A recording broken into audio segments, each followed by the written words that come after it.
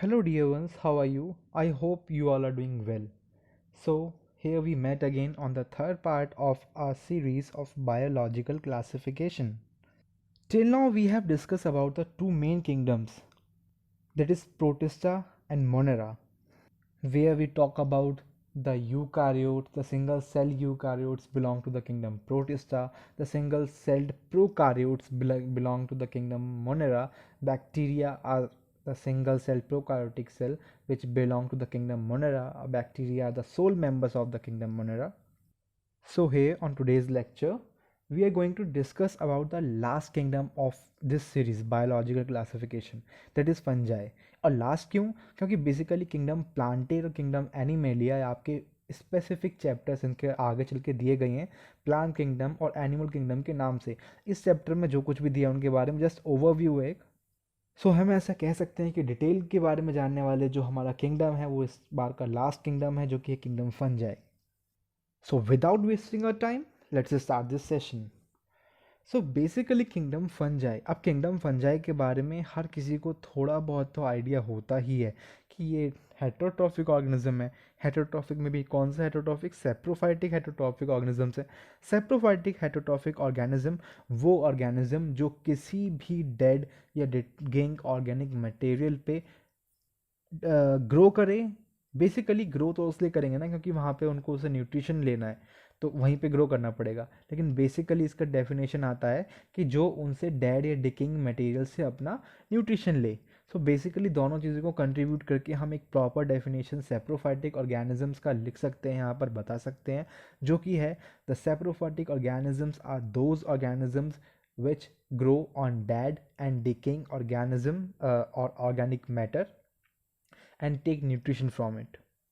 अच्छा, अब यहाँ पर न्यूट्रिशन के भी, एक तो न्यूट्रिशन के भी कई टाइप के पार्ट हैं, कई तरीके के न्यूट्रिशन होते हैं। मतलब ऑटोट्रॉफिक न्यूट्रिशन और हेटेरोट्रॉफिक न्यूट्रिशन के बारे में बात नहीं कर रहा, मोड ऑफ न्यूट्रिशन हो गया ये तो। लेकिन type of nutrition like holozoic nutrition, absorptive type of nutrition, ये अलग अलग टाइप के न्यूट्रिशन है। होलोजोइक न्यूट्रिशन यहाँ पर होता है आपका बेसिकली कि अगर आपने कोई भी पीस लिया फूड का, उस फूड को बॉडी के अंदर लिया, लाइक मैमल्स और एनिमल्स, वो प्रॉपर फूड के पीसेस, फूड के पार्टिकल्स को बॉडी के अंदर लेते हैं, फिर बाद में उसको एब्जॉर्ब करते हैं, डाइजेस्ट करते हैं वगैरह वगैरह। ये सब चीज़ें बॉडी के अंदर होती हैं कि फूड का पार्टिकल इंटेक करना, फिर बाद में उसको डाइजेस्ट करना, फिर एंड में उसको एब्जॉर्ब करना और एंड में एसिमुलेट करना, जहाँ पर उसका यूज़ है उसको प्रॉपर उसका यूज़ में ले लेना।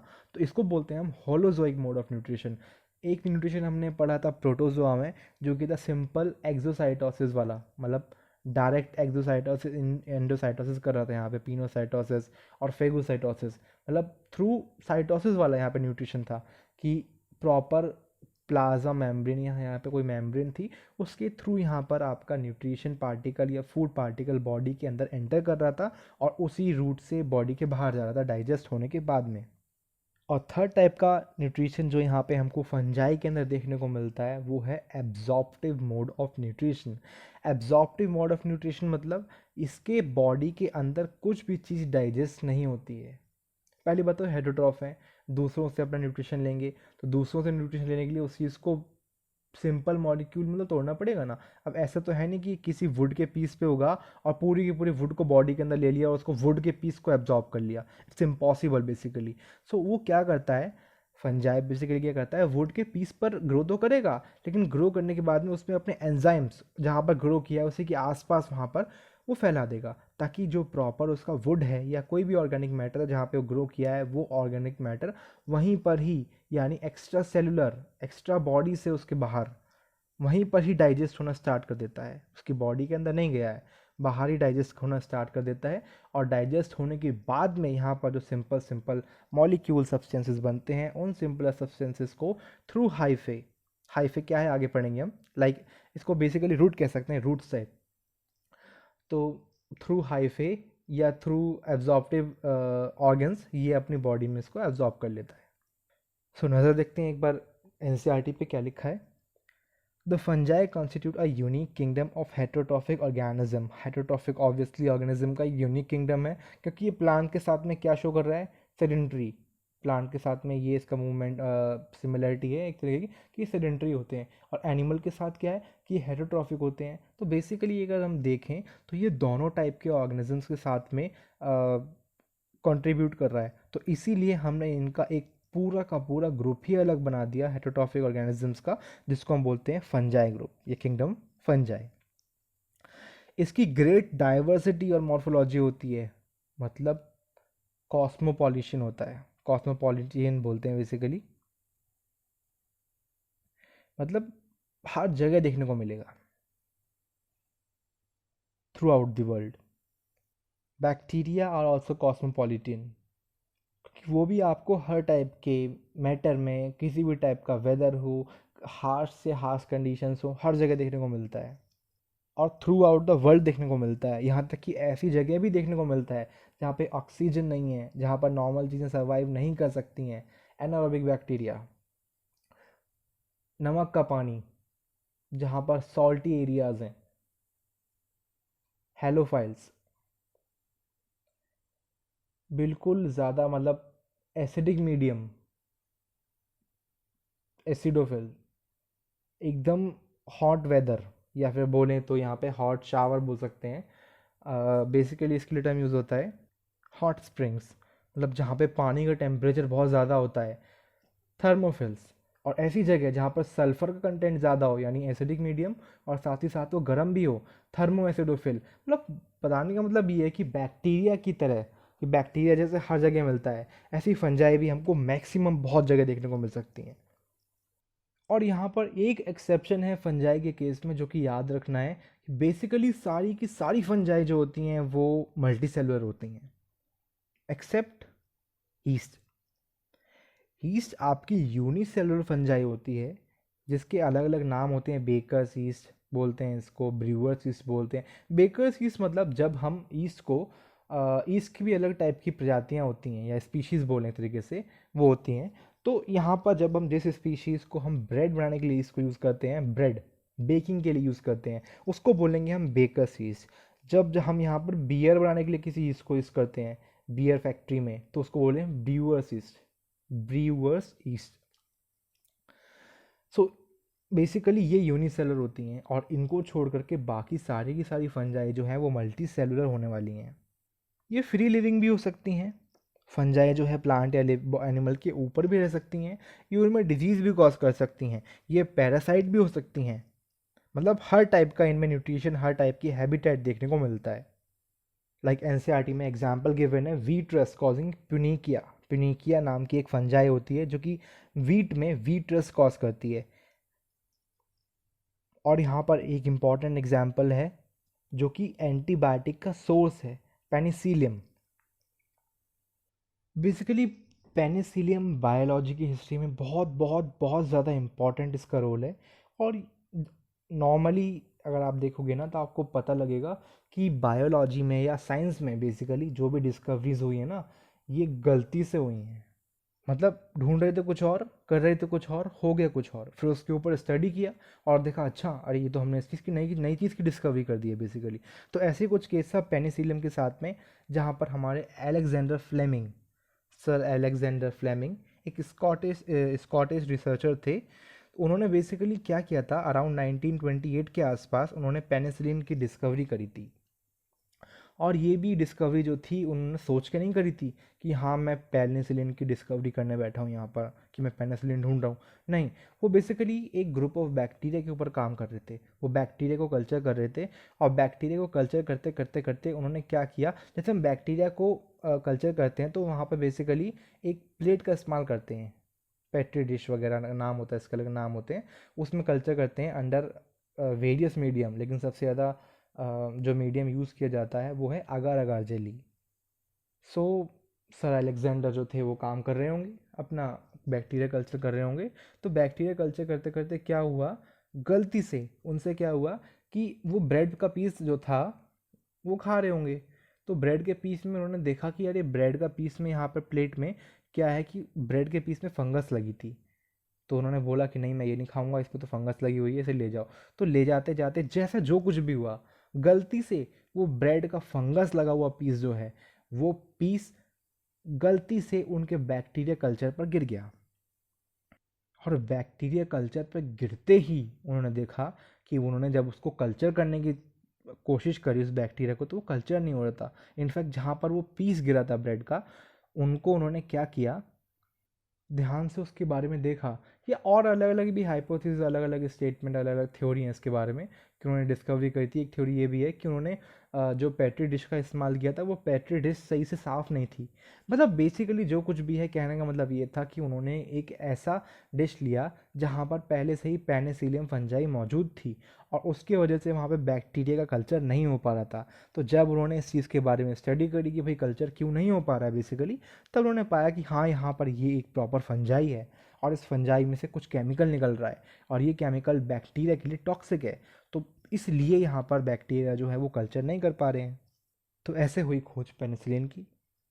इसके अलावा और भी कॉमन एग्जाम्पल दिए गए हैं यहाँ पे एनसीईआरटी में, लाइक कॉमन मशरूम, जो कि आप फर्स्ट वाली इमेज देख सकते हो। टोड स्टूल, लास्ट वाली image. White spot on seen on the mustard leaf, ये मस्टर्ड लीफ है, यहाँ पर वाइट स्पॉट है। सॉरी, ये मस्टर्ड लीफ नहीं है, ये वीट लीफ है, और वीट लीफ की जगह यहाँ पर ये वाइट फंजाई नहीं है, यहाँ पर रस्ट कॉजिंग प्यूनिकिया है। ये लाइक अ रस्ट, जैसे कि लोहे में जंग लग जाता है, लोहे में रस्ट लग जाता है, इसी तरीके से कुछ दिखाई पड़ रहा है कि जैसे पत्ती में यहाँ पर रस्ट हो गया है।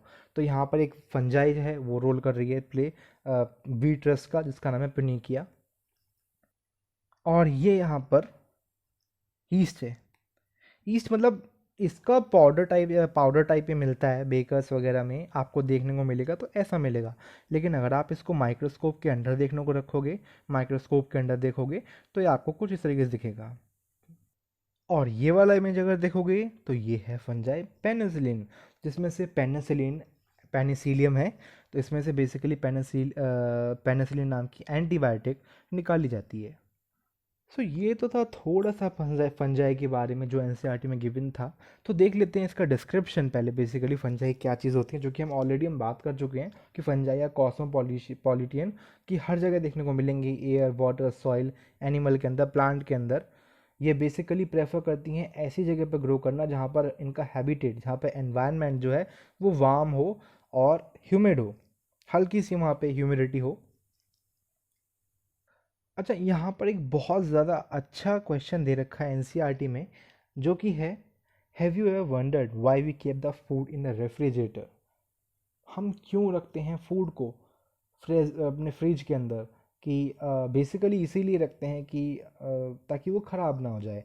लेकिन इसके पीछे पूरी की पूरी एक मैकेनिज़्म है कि वो क्यों ख़राब नहीं होता है। क्योंकि यहाँ पर थोड़ा सा आपके लिए डिफ़िकल्ट हो सकता है, लेकिन मैं बता रहा हूँ तब भी, ताकि बेसिकली आपके माइंड में सेट हो जाए कि होता क्या है। कि अच्छा चलो, ये तो सबको पता होगा कि हम सब लोगों के बॉडी के अंदर कुछ एंजाइम्स होते हैं जो कि मेटाबॉलिज्म में पार्ट लेते हैं और बॉडी को चलाते हैं। चलाना इन द सेंस बॉडी के वाइटल फंक्शंस को परफॉर्म करते हैं। तो ऐसे ही एंजाइम्स जो है बैक्टीरिया, फंजाई, इनकी बॉडी में भी मिलेंगे, इन ऑर्गेनिजम्स के अंदर भी देखने को मिलेंगे।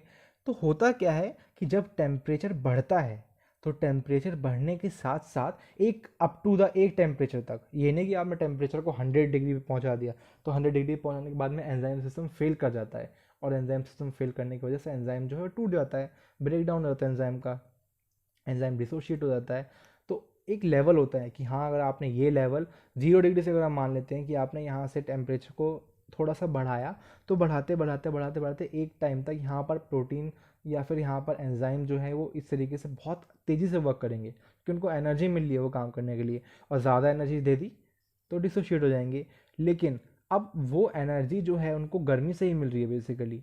तो एंजाइम सिस्टम को स्लो डाउन कर दो, यानी कि एंजाइम सिस्टम का टेम्परेचर जो है उसको दो ही मत, टेम्परेचर एकदम से कम कर दो। तो टेम्परेचर कम करने से अब आपके फूड के अंदर, अच्छा कभी भी ऐसा कहा जाता है कि आप कोई भी खाना, नॉर्मल फूड वगैरह है, उसको फ्रिज से निकाल दो, तो फ्रिज से निकालने के बाद में ये नहीं कि डायरेक्ट निकाल के उसको ऐसे की तरह ऐसे कंज्यूम कर लो, नहीं, उसको गर्म करना चाहिए।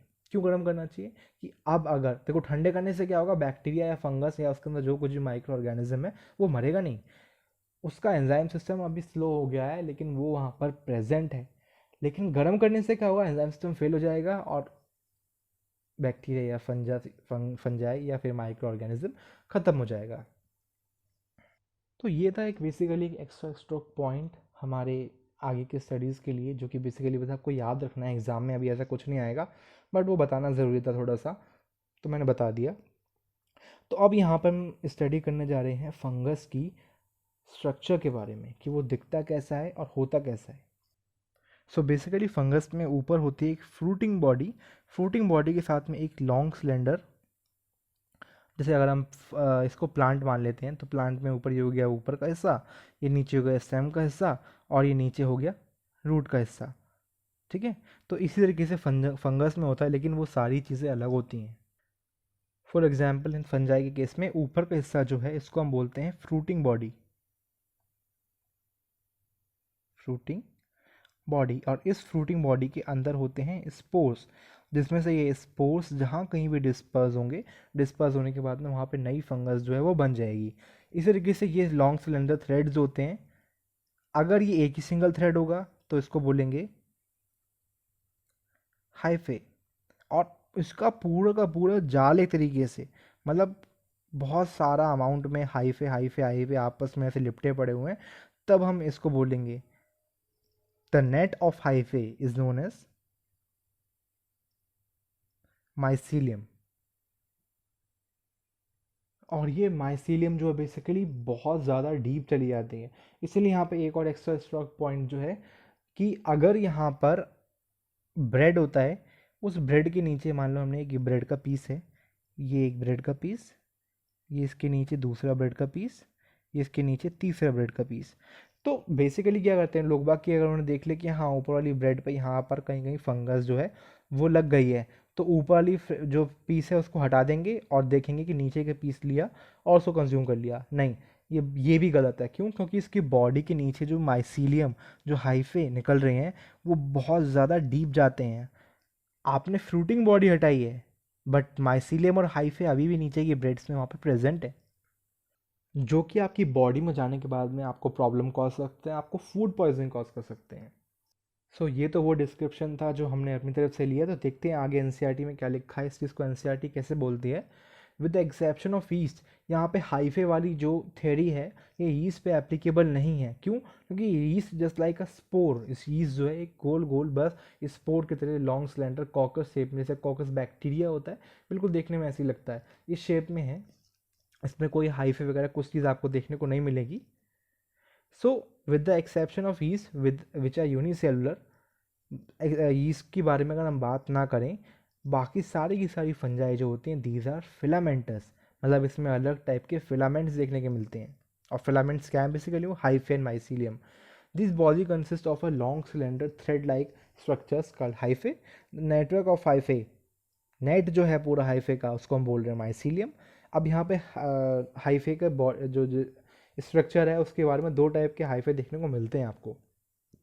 कैसे? कि मान लेते हैं जैसे कि ये एक हमारे पास एक फंगस है, इस फंगस को हमने हाइफे लिया और हाइफे को हमने जूम करके देखा, तो हो सकता है कि हाइफे ऐसा हो कि पूरा का पूरा हाइफे इस तरीके से हो और यहाँ पर कुछ ना हो, बस मल्टी न्यूक्लिएटेड अलग अलग न्यूक्लियस यहाँ पर देखने को मिले। या फिर ऐसा हो सकता है कि ये हाइफे है और इस हाइफे में एक सेल, एक न्यूक्लियस, एक सेल का यहाँ पे ये और न्यूक्लियस, ये सेल, ये न्यूक्लियस, ये सेल, ये न्यूक्लियस, मतलब बाउंड्रीज बनी हुई हो, एक बाउंड्री के अंदर एक न्यूक्लियस। या फिर हो सकता है कि मल्टी न्यूक्लिएटेड हो। सो यहाँ पर दो टाइप के हाइफे देखने को मिलते हैं। एक को बोलते हैं हम सीनोसाइटिक हाइफे, जिसमें मल्टी न्यूक्लिएटेड साइटोप्लाज्म है, मतलब एक तरीके से यहाँ पे पूरा ही साइटोप्लाज्म ही है और यहाँ पे कई सारे न्यूक्लियस हैं अलग अलग। या फिर हर एक न्यूक्लियस के बीच में एक सेप्टा, यानी एक बाउंड्री वॉल बेसिकली बोलते हैं, क्रॉस वॉल बोलते हैं इसको। तो यहाँ पर एक सेप्टा, तो इसको बोलेंगे सेप्टेट हाइफे। सिनोसिटिक हाइफे को हम ए सेप्टेट हाइफे भी बोलते हैं, ए सेप्टा, मतलब इसमें सेप्टा प्रेजेंट नहीं है। और यहाँ पर इमेज में अगर हम देखते हैं कि अगर यहाँ पर मान लेते हैं, फर्स्ट इमेज में देखते हैं कि ये फंगस है, इस फंगस को माइक्रोस्कोप के अंदर रखा, तो सेकंड इमेज में देखा कि यहाँ पर इस जगह ये वाला पोर्शन, यहाँ पे कई सारे न्यूक्लियस देखने को मिल रहे हैं अलग अलग अलग अलग। यहाँ पे कोई सेप्टा देखने को मिल रहा है नहीं, नहीं मिल रहा है। जबकि बात करें हमारे नेक्स्ट पिक्चर की, तो यहाँ पर ये रहा हाइफे, ये देखो ये सेप्टा, और यहाँ पर एक न्यूक्लियस होगा इसमें कहीं पे, ये सेप्टा और इसमें कहीं न्यूक्लियस होगा, अगला सेप्टा यहाँ कहीं न्यूक्लियस होगा, ये एक सेप्टा, ये पूरे के पूरे सेप्टेट, ये सेप्टेट है और ये ए सेप्टेट है। ए सेप्टेटिक हाइफे को क्या बोलते हैं हम? सिनोसाइटिक हाइवे, क्योंकि इसके अंदर मल्टी न्यूक्लिएटेड साइटोप्लाज्म फिल होता है।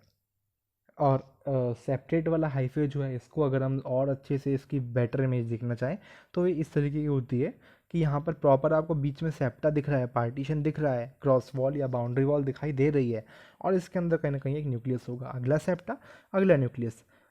सिर्फ यहाँ पर साफ इमेज है, बेसिकली ये बहुत क्लियर इमेज है देखने को मिल रही है। ए वाला पार्ट जो है, ये ए पार्ट है आपका सेप्टेट हाइफा, एक हाइफे में जो न्यूक्लियस है वो एक सेप्टा के अंदर देखने को मिल रहा है। बी वाले पोर्शन की बात करते हैं तो बी वाले पोर्शन में बेसिकली ये है सिनोसाइटिक हाइफे, जहाँ पे पूरा का पूरा साइटोप्लाज्म फिल है हाइफे के अंदर, और यहाँ पर कई सारे न्यूक्लियस देखने को मिल रहे हैं। अच्छा, इतना कंफ्यूजिंग नहीं है बेसिकली, इसको याद कैसे रखना है, इसमें है क्या चीज़, कि क्या मल्टी न्यूक्लिएट, वहाँ पर कैसे मल्टी न्यूक्लिएट हो गया, यहाँ पर कैसे सेप्टेट होगा, हुआ कुछ नहीं है। बस अगर हाइफे के बीच की जो ये सेप्टा है ये ना प्रेजेंट हो, अगर हम यहाँ पे सेप्टा लगा दें देखो इस तरीके से, तो ये भी तो बन जाएगा न्यूक्लिएटेड, ये भी एक सेप्टेट बन जाएगा, कि ये सेप्टा बन गया तो एक सेप्टे के अंदर एक, इस सेप्टे का ये सेल, यहाँ पर ये प्रॉपर इसका न्यूक्लियस और साइटोप्लाज्म, इधर ये न्यूक्लियस साइटोप्लाज्म, न्यूक्लियस साइटोप्लाज्म, इस तरीके से देखने को मिल रहा है। लेकिन इनके सेप्टा, अगर बीच के सेप्टा जो हैं ये हट चुके हैं, तो सेप्टा हटने के बाद में ये हमको कुछ इस तरीके का स्ट्रक्चर दिखाई दे रहा है, तो हम ऐसा बोल सकते हैं कि प्रॉपर ये इस तरीके का ये मीडियम है, यहाँ पर साइटोप्लाज्मिक मीडियम है, और इस साइटोप्लाज्म के अंदर, क्योंकि सबका साइटोप्लाज्म आपस में कनेक्टेड है, और सबका साइटोप्लाज्म आपस में कनेक्टेड है, सबके न्यूक्लियस भी आपस में कनेक्टेड होंगे, वो न्यूक्लियस भी उस साइटोप्लाज्म में ऐसे ही प्रॉपर नहीं है, इसी वे में इधर उधर फैले पड़े हैं, तो हम बोलेंगे मल्टी न्यूक्लिएटेड साइटोप्लाज्म, और प्रॉपर टर्म सिनोसाइटिक हाइफे। अब यहाँ पर हम बात करने वाले हैं फंगस की सेल के स्ट्रक्चर में के बारे में, सेल वॉल के स्ट्रक्चर के बारे में, और उनके हैबिटेट के बारे में, जो हम बेसिकली पहले ही बात कर चुके हैं। तो एनसीईआरटी के अकॉर्डिंग एक बार देख लेते हैं क्या लिखा हुआ है, कि सेल वॉल जो होती है फंजाई की, वो बनी होती है पॉलीसेक्राइड और काइटिन से। सेल मेम्ब्रेन सबकी सेम तरीके से बनी होगी बेसिकली, सेल मेम्ब्रेन की उसमें ज़्यादा आपको डिफरेंस देखने को नहीं मिलेगा। लेकिन यहाँ पर सेल वॉल के बारे में अगर हम बात कर रहे हैं, तो सेल वॉल में सबका डिफरेंस अलग अलग होता है। लाइक बैक्टीरिया की सेल वॉल किसकी बनी होती है? पेप्टिडोग्लाइकन की। फंजाई की सेल वॉल किसकी बनी होती है? काइटिन और पॉलीसेक्राइड की। प्लांट की सेल वॉल किसकी बनी होती है? सेल्यूलोज, हेमी सेल्यूलोज और पैक्टिन की। और एनिमल की सेल वॉल, एनिमल में तो सेल वॉल ही नहीं होती है। सो मोस्ट फंजाई जो हैं यहाँ पे नेचर उनका हेटरोट्रॉफिक होता है। मोस्ट फंजाई हेटरोट्रॉफिक क्यों बोला है? क्योंकि यहाँ पर कुछ फंजाई ऐसी भी होती हैं जो ऑटोट्रॉफिक हो। इसका मतलब मोस्ट फंजाई हेटरोट्रॉफिक का मतलब तो यही है कि यहाँ पर कोई और दूसरा तरीका भी है, मे बी वो ऑटोट्रॉफिक हो, मे बी कीमो ऑटोट्रॉफिक हो, कुछ भी हो सकता है। So most of the fungi heterotrophic होती हैं, जो कि डेड सबस्ट्रेट से जुड़ी हुई रहती हैं, और उससे अपना ऑर्गेनिक मैटर जो है उसको सॉल्यूबल करके, उसको डाइजेस्ट कर कर उसको एब्जॉर्ब करती हैं। और इसी टाइप के मोड ऑफ न्यूट्रिशन को बोलते हैं सेप्रोफाइटिक न्यूट्रिशन, और इसीलिए फंगस को बोला जाता है सेप्रोफाइट्स। अब फंगस हो या कोई भी ऑर्गेनिज्म हो जो कि किसी दूसरे पे डिपेंड हो अपनी लाइफ साइकिल को पूरी करने के लिए, उसको बोलते हैं पैरासाइट। सेम केस फंजाई के केस में, अगर वो प्लांट या एनिमल पर डिपेंड है अपनी लाइफ साइकिल को कंप्लीट करने के लिए, तब हम बोलेंगे कि वो है पैरासाइटिक फंजाई। ये पैरासाइट की फॉर्म में रह सकती हैं, ये सेप्रोफाइट होती हैं, फ्री लिविंग भी रह सकती हैं, ये सिम्बायोटिक एसोसिएशन में भी रह सकती हैं। कैसे? कि यहाँ पर सिम्बायोटिक एसोसिएशन का दो चीज़ें जो है वो देखने को मिलती हैं बहुत ज़्यादा। इनके एग्जाम्पल है, पहला एग्जाम्पल है लाइकन, दूसरा एग्जाम्पल है माइक्रोराइजा। लाइकन में क्या होता है, एक पार्ट जो होता है वो प्लांट होता है, और दूसरा पार्ट जो होता है वो होता है यहाँ पर फंगस। लाइकन में यहाँ पे एल्गी होती है, प्लांट का पार्ट है, और फंगस होती है, फंगस तो फंगस है। माइक्रोराइजा की बात करते हैं, माइक्रोराइजा मिलते हैं रूट्स के अंदर। रूट्स में एक पार्ट हो गया प्लांट का रूट, और एक पार्ट हो गया फंगस। और ये दोनों के दोनों जो ऑर्गेनिजम्स हैं ये एक दूसरे पर सिम्बायोटिकली डिपेंडेंट होते हैं। एक दूसरे के इनके बीच में सिम्बायोटिक एसोसिएशन होता है। ये एक दूसरे पर डिपेंडेंट होते हैं। कैसे? अगर हम बात करें लाइकेन के बारे में, तो देखो फंगस जो है वो प्लांट के साथ में उगी हुई है, तो ऐसा नहीं कि अब वो प्लांट को ही एब्जॉर्ब कर लेगी अपना उस पर एंजाइम डाल के, नहीं, यहाँ पर वो ऐसा कुछ नहीं करेगी। एब्जॉर्ब क्यों करती है? वो उनको बेसिकली चाहिए फूड। तो यहाँ पर प्लांट जो है वो उसको फूड प्रोवाइड कर रहा है बेसिकली। लाइकन साथ में रहेंगे, वो दोनों लाइकन की फैमिली, लाइकन की तरह बोलें, लाइकन किस तरह साथ में रहेंगे कि उसमें कुछ तो प्लांट होगा और कुछ पोर्शन उसका फंगस होगा। फंगस क्या करता है? उसको ऐसे समय पे खाना उसको दे सकता है जहाँ पर मान लो वो कंडीशन लेके चलते हैं एक तरीके से हम, कि ऐसा हो सकता है कि फंगस का काम क्या होगा यहाँ पर कि वो उस मीडियम में, उस एनवायरनमेंट में प्लांट को फूड प्रोवाइड करेगा। वहाँ प्लांट बेसिकली एल्गी उसको फूड प्रोवाइड करेगा जब ऑटोट्रॉफिक नेचर शो ना कर सकता हो, यानी वहाँ पे सनलाइट की एब्सेंस हो, तब न्यूट्रिशन प्रोवाइड करेगा। बदले में क्या कर रही है फंगस जो है, वो उसको रहने के लिए जगह दे रही है। एल्गी एल्गी फंगस को रहने के लिए जगह दे रही है। और बात करते हैं माइकोराइज़ा के बारे में, तो माइकोराइज़ा जो है रूट्स के अंदर देखने को मिलता है, रूट नोड्यूल्स में देखने को मिलता है। और रूट नोड्यूल्स में ये माइक्रो राइज़ा देखने को मिलता है। इसका काम होता है बेसिकली नाइट्रोजन फिक्सेशन का। ये नाइट्रोजन को फिक्स कर करके प्लांट्स को देती है, और बदले में उसको रहने की जगह मिल रही है। तो हो गया ना, मतलब एक तरीके से यहाँ पे म्यूचुअली डिपेंडेंट है ये। अगर फंगस नहीं होगी तो प्लांट को नाइट्रोजन नहीं मिल पाएगी, अगर प्लांट नहीं होगा तो फंगस को रहने के लिए जगह नहीं मिल पाएगी। ये म्यूचुअली एक दूसरे पर इंटर डिपेंडेंट है, और एक दूसरे के होने से इनको कोई नुकसान नहीं हो रहा है। सो ये तो था उसका स्ट्रक्चर के बारे में कुछ चीज़ें। अब अगर हम बात करना चाहें, नेक्स्ट टॉपिक हो सकता है हमारा रिप्रोडक्शन, किस फंगस में किस किस तरीके का रिप्रोडक्शन देखने को मिलेगा।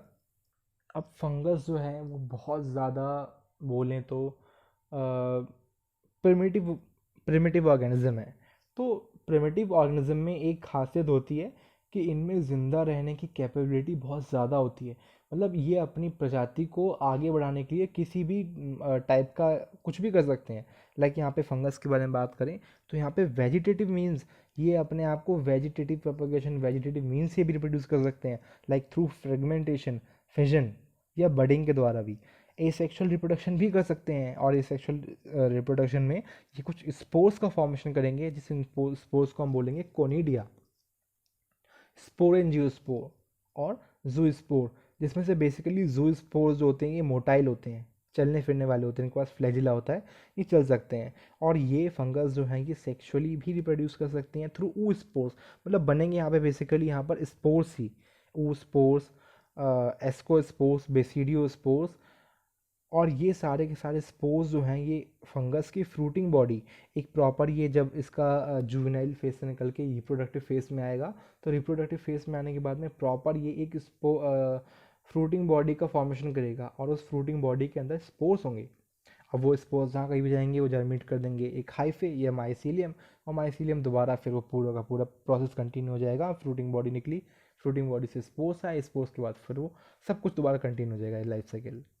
और ये पूरी की पूरी लाइफ साइकिल यहाँ पर दोनों पिक्चर्स के द्वारा यहाँ पे बताई गई है। कि फर्स्ट पिक में देखोगे तो यहाँ पे देखने को मिलेगा कि यहाँ पर ये बेसिकली स्पोर्स हैं, और सेकंड में देखेंगे तो स्पोरेंजिया, स्पोर्स जहाँ बनते हैं उसको स्पोरेंजिया बोलते हैं। स्पोरेंजिया यहाँ पे बर्स्ट हो जाएगा, स्पोरेंजिया में से स्पोर्स बाहर निकलेंगे, स्पोर से हाइफे बनेगा, और हाइफे से स्पोरेंजिया दोबारा बनेगा, फिर स्पोरेंजिया बड़ा होगा, फिर स्पोर बनेगा, स्पोर से फिर वो हाइफे बनेगी, और ऐसे पूरा का पूरा प्रोसेस यहाँ पे चलता रहेगा। और यहाँ पे याद रखने वाली ये बात है कि जैसे मैंने बोला कि यहाँ पे सेक्सुअल रिप्रोडक्शन में 3 टाइप के अलग अलग स्पोर्स बन रहे हैं, लाइक ऊ स्पोर्स, एस्को स्पोर्स और बेसिडियो स्पोर्स। तो स्पोर्स की फॉर्मेशन पर ही कि यहाँ पर किस टाइप का स्पोर बन रहा है, लाइक एस्को स्पोर बन रहा है या बेसिडियो स्पोर बन रहा है।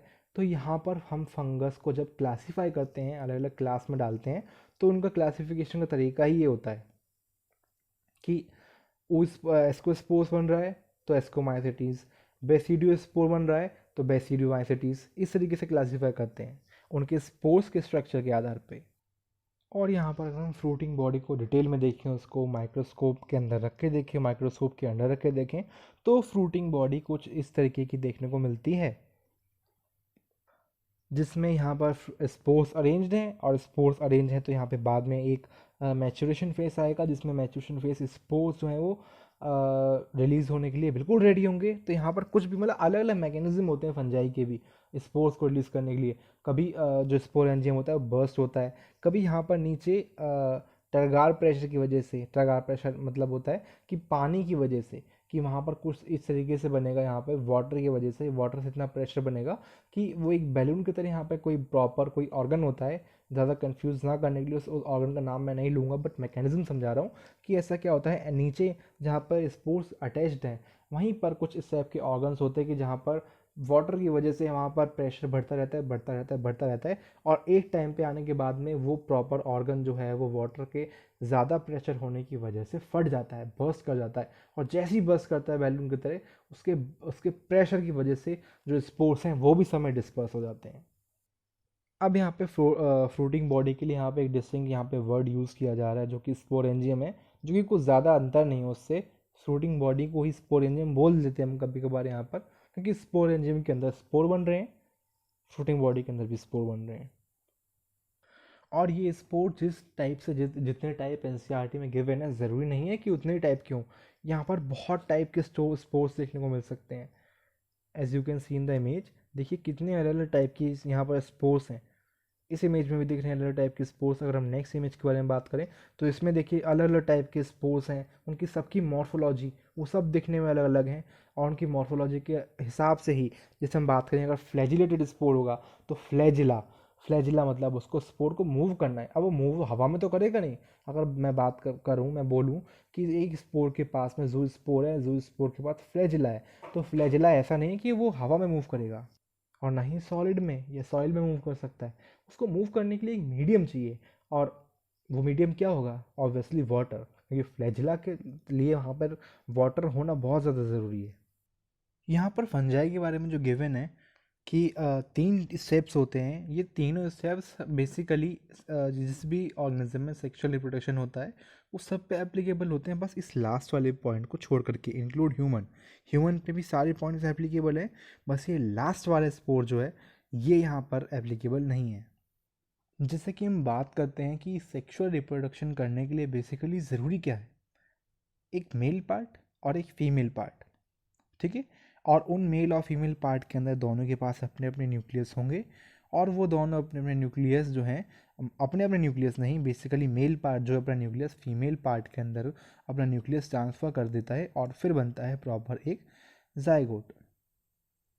तो वही चीज़ यहाँ पर गिवन है कि सबसे पहले ये न्यूक्लियस, दो न्यूक्लियस हैं, ये दो न्यूक्लियस, दो सेल हैं, ये दो सेल आपस में जब फ्यूज़ करेंगे, अपने एक दूसरे के प्रोटोप्लाज्म को जोड़ेंगे, तब उसको बोलेंगे हम प्लाज्मोगेमी, कि यहाँ पर दो प्रोटोप्लाज्म आपस में मिल रहे हैं।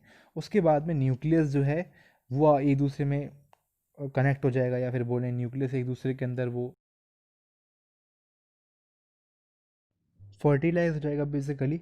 कि अब यहाँ पर होता क्या है कि यहाँ पर एक मेल न्यूक्लियस है, एक फीमेल न्यूक्लियस है। तो सेक्सुअल रिप्रोडक्शन के लिए जो भी हम गैमीट्स यूज़ करेंगे बेसिकली, उस गैमीट्स में जो क्रोमोसोम नंबर होगा वो होगा एन टाइप का, मतलब हाफ नंबर होगा, 2n ना होकर के हाफ होगा। और फिर ये जब दोनों आपस में फ्यूज़ करेंगे तब ये बनाएंगे 2n, जो कि नॉर्मल किसी भी बॉडी के अंदर होता है।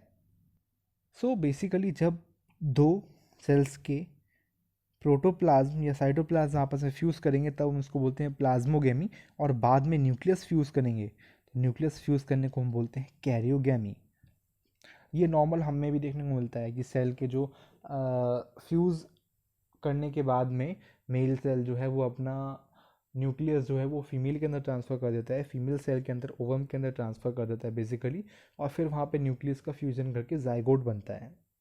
बस लास्ट वाला पार्ट जो है वो थर्ड वाला स्टेप जो है ये अलग होता है। फंजाई के केस में क्या हो रहा है कि म्यूसिस, जाइगोट के अंदर म्योसिस हो रहा है और हैप्लॉइड स्पोर बन रहे हैं। हम लोगों में क्या होता है, जाइगोट के अंदर माइटोसिस होता है, और हैप्लॉइड की जगह डिप्लॉइड स्पोर नहीं बनते हैं, सेल्स बनते हैं, और इन सेल्स से आगे चल के पूरा का पूरा एम्ब्रियो डेवलप होता है। एनसीईआरटी लिखती है इस बारे में आगे कि when a fungus reproduce sexually two haploid hyphae of compatible mating type came together and fuse. मतलब पहला स्टेप है यहाँ पर प्लाज्मोगेमी। और प्लाज्मोगेमी किस तरीके से होती है कि टू हैप्लॉइड हाइफे, कि बेसिकली होता है क्या यहाँ पर, हाइफे जो होता है बहुत टाइप के पॉसिबिलिटी केसेस होती हैं यहाँ पे रिप्रोडक्शन के लिए। तो बात करते हैं अगर हम यहाँ पर कि हाइफे है, तो हाइफे में यहाँ पर एक फ्रूटिंग बॉडी टाइप ऐसा कुछ बनता है। उसी सेम हाइफे पे आगे चल के एक और फ्रूटिंग बॉडी टाइप कुछ बनता है।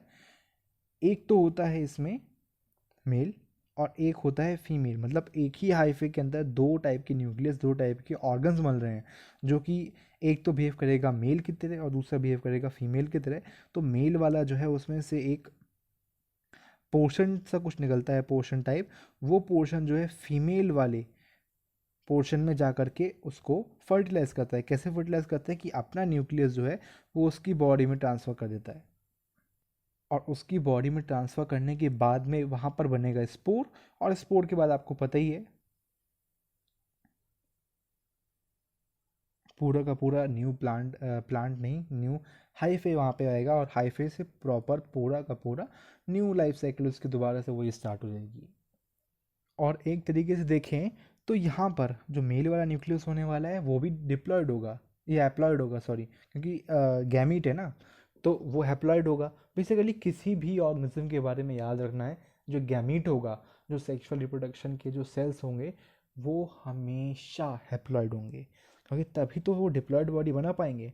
अगर खुद डिप्लॉयड होंगे वो, अगर खुद 2n होंगे, तो 2n+2n तो 4n हो जाएगा ना, पूरा का पूरा यहाँ पे सिस्टम फेल हो जाएगा, पूरा का पूरा मैकेनिज्म फेल हो जाएगा, कि मतलब 2 पेयर की जगह यहाँ पे 4 पेयर हो जाएंगे क्रोमोसोम्स के। सो कभी कभार क्या होता है फंगस में कि ये जो 2n है या n है, ये n नंबर जो है, ये जो स्पोर्स हैं, ये जो गैमीट्स हैं, ये गैमीट्स n और n एकदम से मिलकर के 2n बना देगा जाइगोट, और जाइगोट के बाद बन जाएंगे यहाँ पर हैप्लॉइड स्पोर्स। एकदम से ये काम होता है कि एकदम से गैमीट मिले, और गैमीट मिलते ही एकदम से यहाँ पर 2n बन गया। लेकिन यहाँ पर अगर हम कुछ दूसरी फंगस के बारे में बात करते हैं, एग्जाम्पल दिया एनसीईआरटी में एस्कोमाइसिटीज और बेसिडियोमाइसिटीज। यहाँ पर क्या होता है कि ये 2n वाला स्ट्रक्चर इतनी जल्दी नहीं बनता। मतलब एक सेल है, इस एक सेल के अंदर ये मेल सेल, ये फीमेल सेल, मेल सेल ने अपना न्यूक्लियस फीमेल सेल के पास कर दिया, फीमेल सेल के पास खुद के पास अपना न्यूक्लियस प्रेजेंट था, ये मेल का न्यूक्लियस और आ गया, तो ये मेल का न्यूक्लियस, ये फीमेल का न्यूक्लियस। तो कुछ इस तरीके का स्टेज बन जाता है कि यहाँ पर एक सेल के अंदर दो न्यूक्लियस, मतलब n+n, और इस टाइप की स्टेज को हम बोलते हैं डाई कैरियोनिक फेस या डाइकैरियोफेस फंगस में। कंडीशन का नाम है डाइकैरियोन कंडीशन और फेस का नाम है डाइकैरियोफेस। और फिर बाद में आगे चल के वही प्रोसेस होगा कि न्यूक्लियस फ्यूज हो जाएंगे, न्यूक्लियस फ्यूज होने से बनेगा जाइगोट, और जाइगोट के बाद बनेगा स्पोर। फंगस के फ्रूटिंग बॉडी के अंदर क्या है, स्पोर। तो यहाँ पे फंगस जो है, the fungus form fruiting bodies in which reduction division अकर। ये हमेशा जब भी स्पोर बनेंगे यहाँ पर हमेशा रिडक्शनल डिवीजन होगा। रिडक्शनल डिवीजन मतलब 2n से ये n हो रहा है, यानी माइटोसिस से मियोसिस हो रहा है। बेसिकली अगर इस तरीके से बोले हम कि यहाँ 2n नंबर था, 2n से यहाँ पर n हो गया, हाफ हो गया नंबर, तो इसको हम बोलते हैं मियोसिस। और अगर 2n से 4n हो जाता है या n से 2n हो जाता है, नंबर डबल हो जाता है, तब इसको बोलते हैं माइटोसिस। 4n तो बेसिकली पॉसिबल नहीं है, लेकिन 2n से 2n भी रहता है, या फिर n से 2n हो जाए। 2n से 2n कैसे रहता है कि मान लेते हैं कि यहाँ पे 2n का एक सेल है, 2n ने यहाँ पर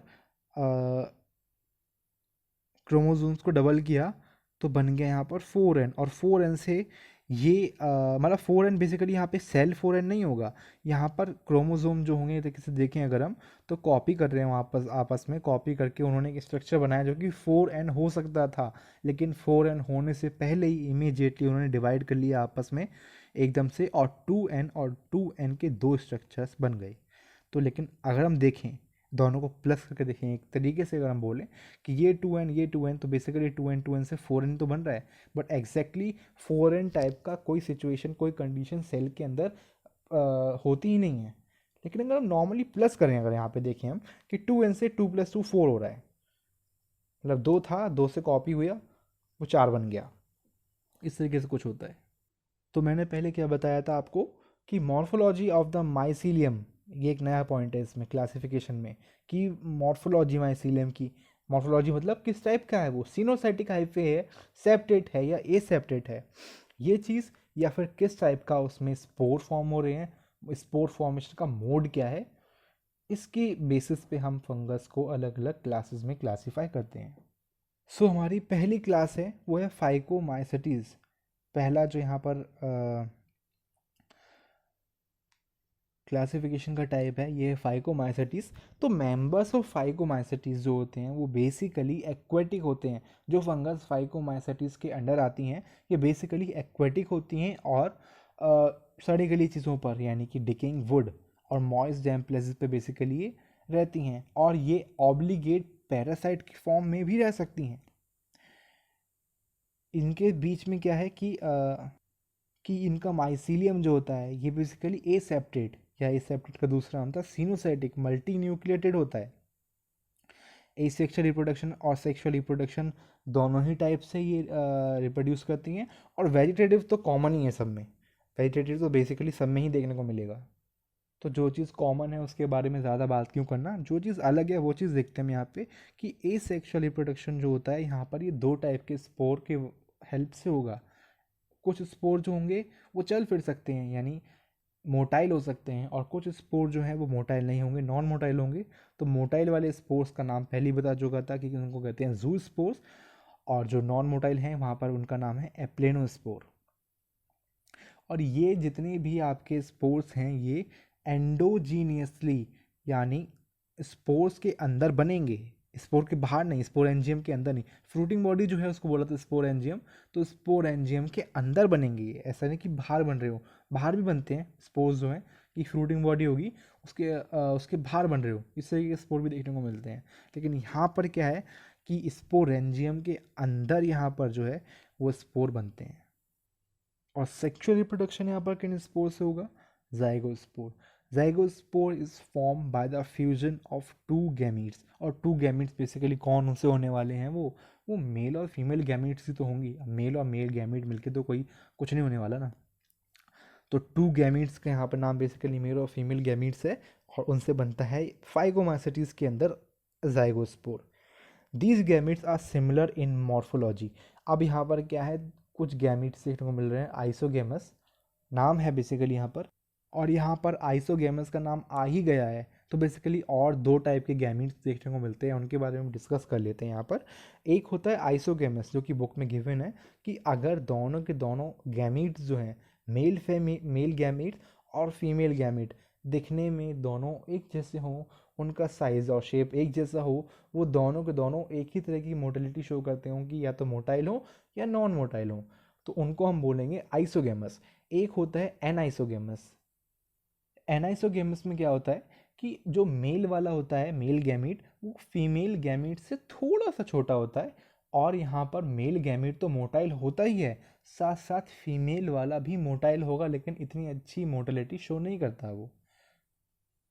लास्ट टाइप का जो गैमीट होते हैं जो कि हमारे अंदर देखने को मिलते हैं, ह्यूमंस के अंदर देखने को मिलते हैं, वो होते हैं oogamous। मतलब कि oogamous जो गैमीट्स होते हैं वो इस टाइप के होते हैं कि यहाँ पर फीमेल वाला गैमीट जो होने वाला है वो बहुत ज़्यादा बिगर साइज़ का होगा। हम अपने अंदर देखें अगर तो स्पर्म जो होते हैं, स्पर्म सेल जो होता है ये बहुत ज़्यादा छोटा होता है विद रिस्पेक्ट टू ओवम।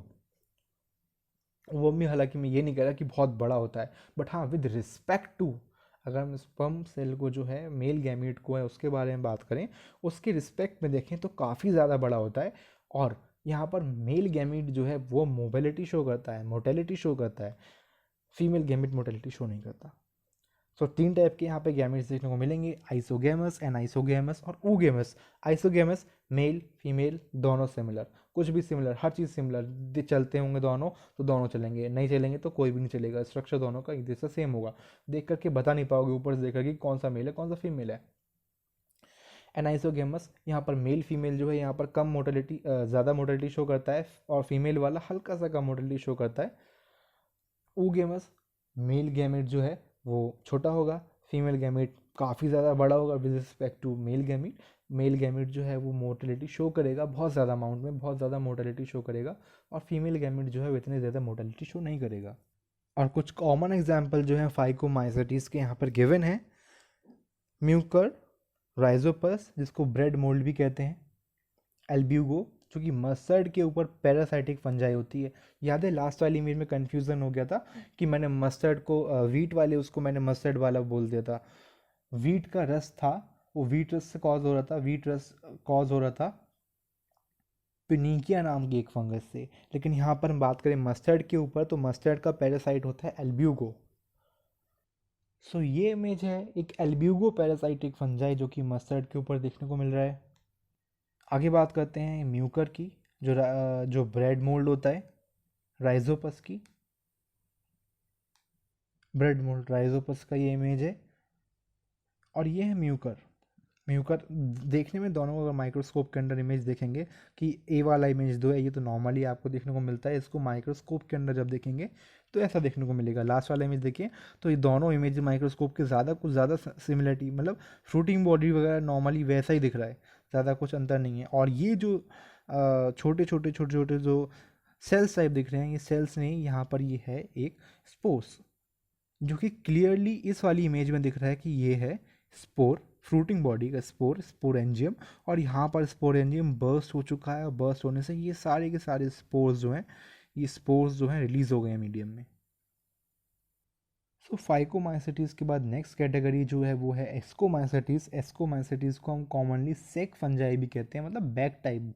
ये बैक टाइप की फंजाइज होती हैं जिसमें basically multi cellular Penicillium, unicellular yeast, ये सारी चीज़ें, यीस्ट का जो साइंटिफिक नेम है वो होता है सैक्रोमाइसिस सेरिवाइसी। तो ये सब चीज़ें यहाँ पर प्लेस आउट करी गई हैं। नॉर्मल चीज़ें वही होंगी, सेप्रोफाइटिक तो हर फंगस है ना, सेप्रोफाइटिक तो बेसिकली हर फंगस है यहाँ पर। डिकम्पोजर्स होंगी, पैरासाइटिक होंगी, और कोप्रोफिलस, मतलब कोप्रोफिलस यहाँ पे एक नया टर्म है, कोप्रोफिलस जो डंग पर, डंग मतलब जो भी एनिमल का वेस्ट होता है उस पर ग्रो करेंगी ये। एस्कोमाइसेटीज के माइसीलियम के बारे में अगर हम बात करें तो ये ब्रांच्ड और सेप्टेट होता है। एग्जाम्पल दिए गए एनसीईआरटी में म्यूकर, एस्परगिलस, एग्रेकस।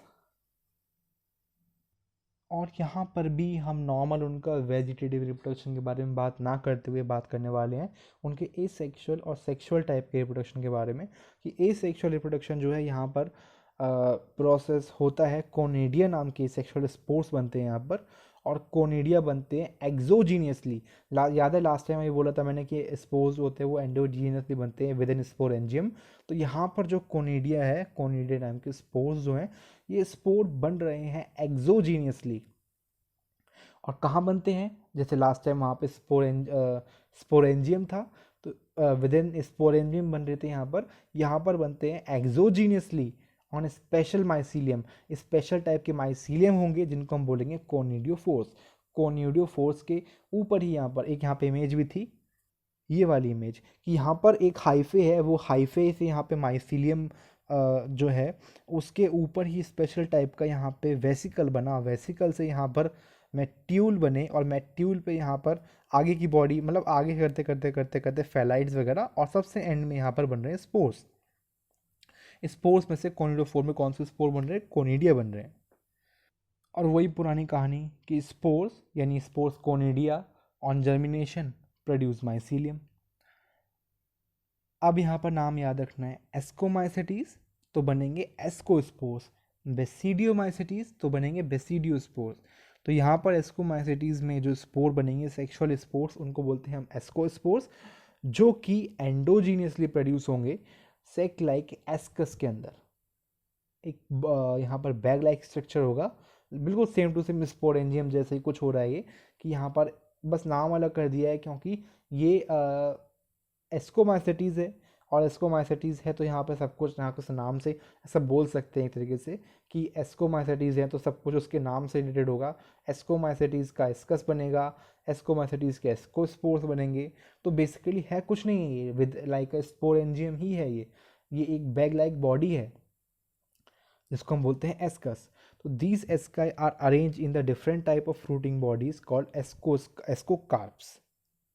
और यहाँ पर थोड़ा सा कंफ्यूजिंग हो सकता है याद रखना, लेकिन याद रखना पड़ेगा। और क्या है वो कि ये एस्कस जो होते हैं, ये एस्कस जो हैं, एस्काइड का प्लूरल है, एस्कस जो है इसका सिंगुलर है।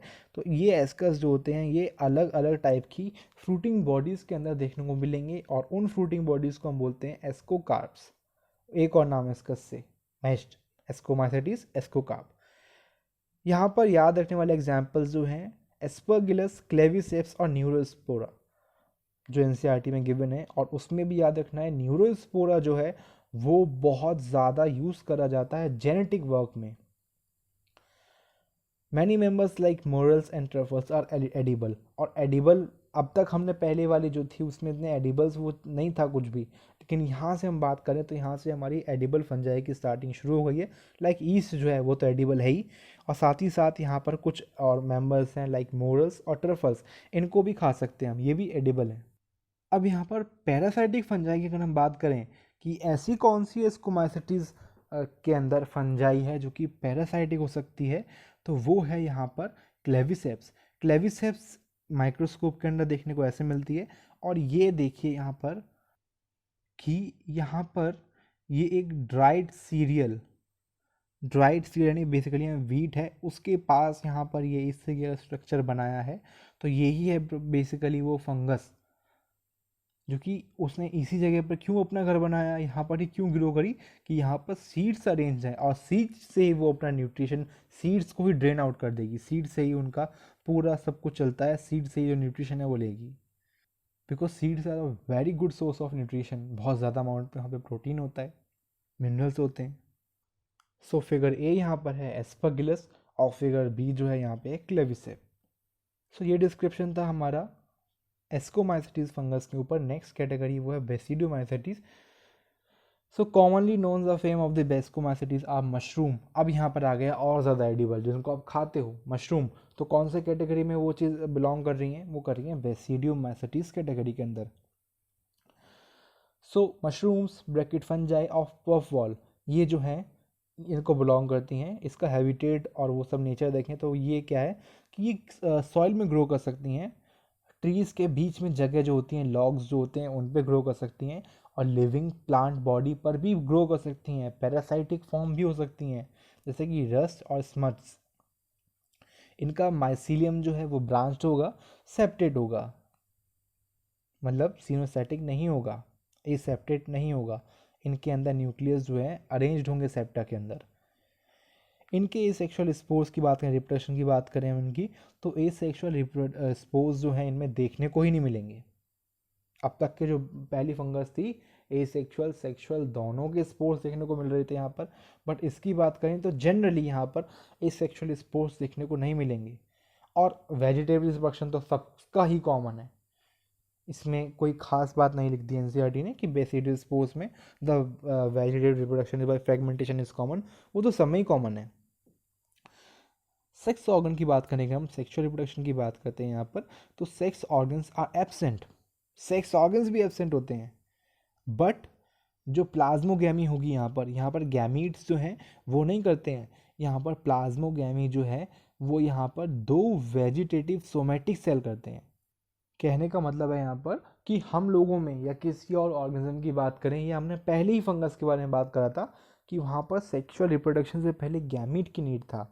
वहाँ पर गैमीट जो थे, गैमीट क्या है बेसिकली स्पेशल सेक्सुअल सेल है कि वहाँ पर उनके द्वारा वहाँ पर रिप्रोडक्शन हो रहा है। लेकिन बेसिडियोमाइसिटीज में क्या होता है, नॉर्मल सोमेटिक सेल जो होते हैं, हम लोगों की अगर बॉडी में बात करें हम कि गैमीट्स जो होते हैं स्पर्म्स और ओवम्स वो होते हैं सेक्स सेल्स, और सोमेटिक सेल जो पूरी बॉडी में नॉर्मली मिल रहे हैं like eye cell, hand cell, मतलब बॉडी में मसल्स वगैरह में जो भी सेल्स वगैरह मिल रहे हैं उनको सोमेटिक सेल बोलेंगे हम basically.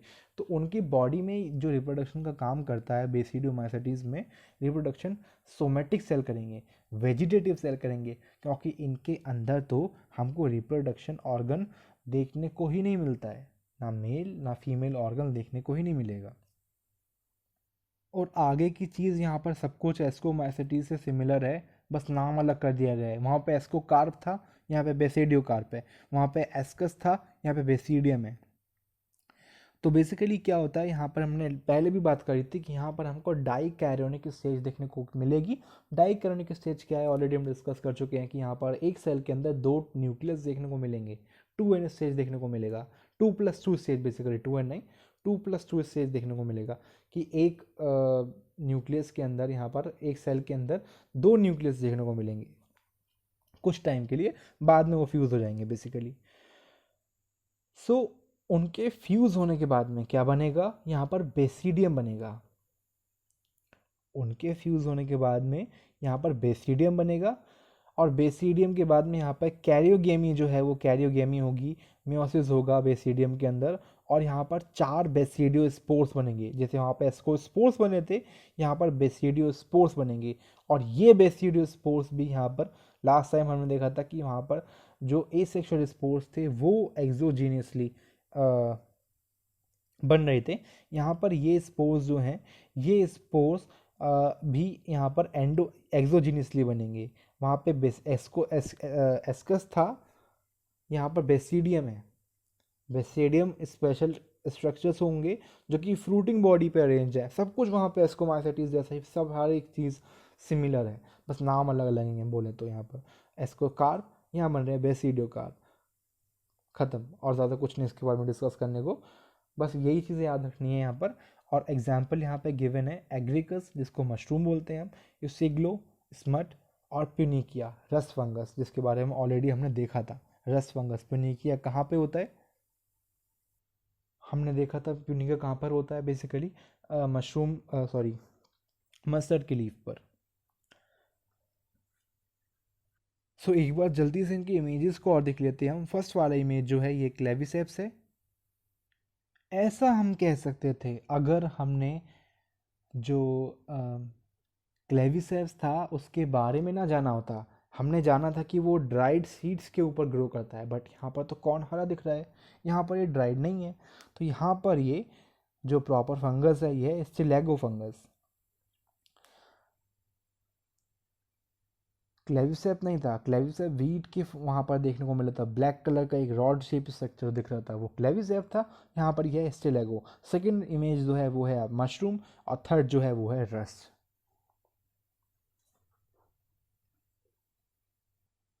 And the last topic for today is deuteromycetes, जिनको हम नॉर्मली बोलते हैं इम्परफेक्ट फंजाई। मतलब जिन फंगस का कुछ अता पता ना हो ना, उसको उठा करके इस कचरे का, एक तरीके से कचरे डिब्बा होता है ना कि कुछ नहीं पता। अच्छा, इस तरीके का आपको फाइलम अगर हम बोलें, एक कैटेगरी आपको देखने के लिए हर चीज़ में देखने को मिलेगी। लाइक अगर हम बात करते हैं एनिमल के बारे में, तो एनिमल में एक कैटेगरी आती है टीनोफोरा करके।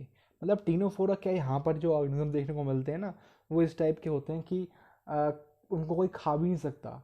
एक तरीके से बोलें कि अगर हम नेचर को एज अ लैब माने, तो नेचर के लैब के जो फेल्ड एक्सपेरिमेंट होते हैं ना, जिनका कुछ नहीं आता पता क्या चीज़ क्या कैसे, कोई खा नहीं रहा, उनका कोई बायोलॉजिकल यूज़ भी नहीं है, कुछ भी नहीं है, तो एक तरीके से कचरा बोले अगर हम उनको, तो वो कचरा बस एक फाइलम के अंदर डिपॉजिट कर दिया, एक डब्बे के अंदर रख दिया एनिमल के अंदर। सेम यहाँ पर फंगस के बारे में बात कर रहे हैं हम। तो फंगस में है ड्यूट्रोमाइसिटीज, जिसको हम बोलते हैं इम्परफेक्ट फंगस, ओनली बिकॉज क्योंकि यहाँ पर एसेक्सुअल और वेजिटेटिव फेज जो होते हैं यहाँ का, वो ही इसका नोन है। बाकी कुछ पता नहीं है कैसे क्या, बाकी क्या करता है कुछ नहीं पता। एनसीईआरटी में ये चीज़ ही मेंशन है यहाँ पर कि when the sexual forms of this fungi were discovered ना, then they will move into the classes rightly they are belong to.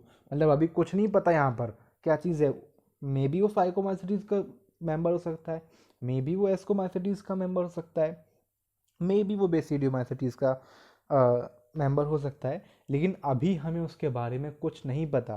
देखो, हमने पहली बात करी थी कि माइसीलियम पे के बेसिस पर और सेक्सुअल रिप्रोडक्शन के बेसिस पर कि वहाँ पर किस टाइप के सेक्सुअल स्पोर्स बन रहे हैं, उनके ही बेसिस पर हमने फंगस को यहाँ पर अलग अलग क्लासेस में क्लासीफाई किया है, अलग अलग कैटेगरी में क्लासीफाई किया है।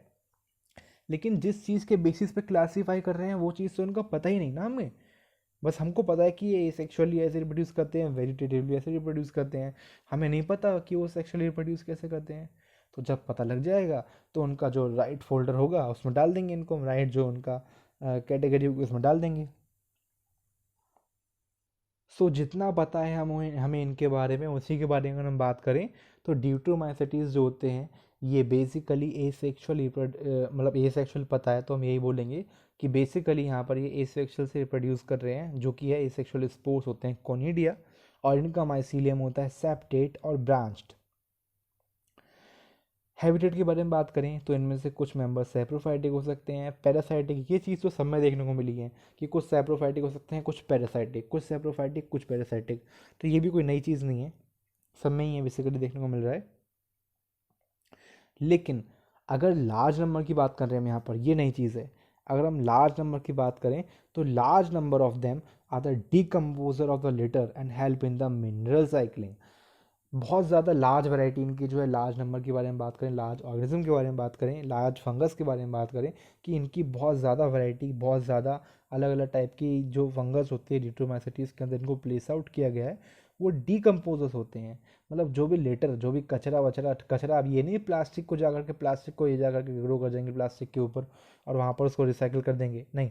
मिनरल रिसाइकलिंग, और मिनरल रिसाइकलिंग किससे कर सकते हैं? ये ऑर्गेनिक मैटर से। सो एग्जाम्पल यहाँ पर गिवन है Alternaria, Colletotrichum and trichoderma. Images की बात करें तो यहाँ पर फर्स्ट इमेज जो है ये है कोलेटोट्राइकम, जो कि basically coffee disease, coffee berry disease नाम है इस डिजीज़ का। ये प्लांट में कॉफ़ी बेरी डिजीज़ नाम की डिजीज़ कॉज करती है। सेकेंड इमेज जो है वो है अल्टरनेरिया की। अल्टरनेरिया भी एक टाइप का पैरासाइटिक फंजाई ही है, कि यहाँ पर ये लीफ के ऊपर लीफ स्पॉट नाम की डिजीज़ करता है। और लास्ट इमेज देखने को मिल रही है ये है ट्राइकोडर्मा। ये बहुत ज़्यादा इंपॉर्टेंट फंजाई है, क्योंकि इसके बहुत सारे बहुत तरीके से इसको आप यूज़ कर सकते हैं। लाइक बायो पेस्टिसाइड की तरह यूज़ कर सकते हैं, ये एवायलेंट होती है। बायो फर्टिलाइजर की तरह इसको यूज़ कर सकते हैं, और भी बहुत सारे काम। सो बेसिकली आज हमने इस ग्रुप को, फंगस ग्रुप को अच्छे से डिस्कस किया, अच्छे से इसके बारे में ब्रीफ डिस्क्रिप्शन लिया, इसका डिटेल डिस्क्रिप्शन लिया और सारी चीज़ें इसके बारे में जानी। और कल जब हम बात करेंगे तो हम बात करेंगे इस सेशन के लास्ट पोर्शन के बारे में, इस जो कि है हमारा प्लांट किंगडम और एनिमल किंगडम के बारे में एक ब्रीफ डिस्क्रिप्शन, और साथ ही साथ में मे बी वायरस के बारे में भी हम बात करेंगे, थोड़ा सा, ज़्यादा नहीं, बेसिकली डिस्क्रिप्शन ही है इनका, brief description. So guys, it's all for today. Meet you at the next section.